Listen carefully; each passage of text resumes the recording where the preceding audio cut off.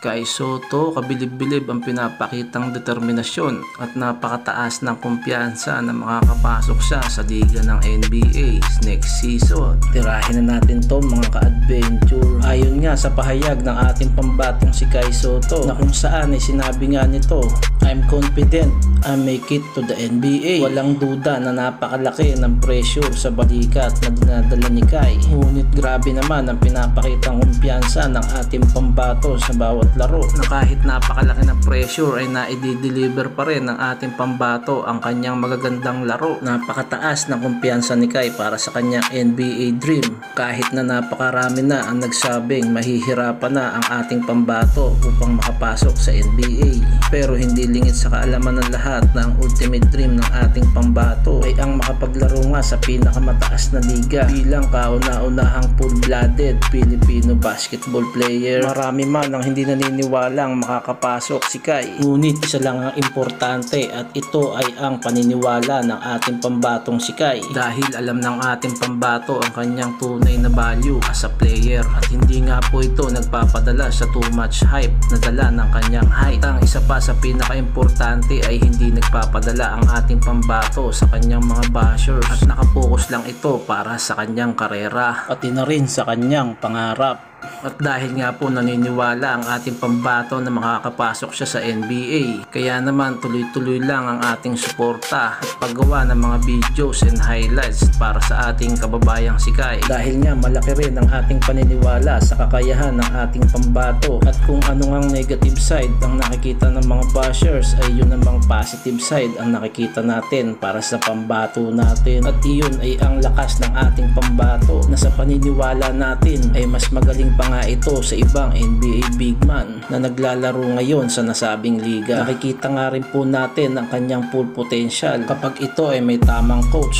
tamang sistema at tamang playing time. At ang lahat nga po ng ito ay ang kanyang maibibigay para sa kanyang bagong kupunan na Kusigaya Alpas, na kung saan ay ang ating pangbato ay paniguradong mag-a-average dito ng 20 minutes pataas per game at isa sa magiging main man ng Kusigaya Alpas. Kaya naman after ng season niya na ito sa Japan B-League ay ito na ang tamang oras para umakyat at tumanggap ng offer sa pinakamalaking liga ng basketball sa buong mundo.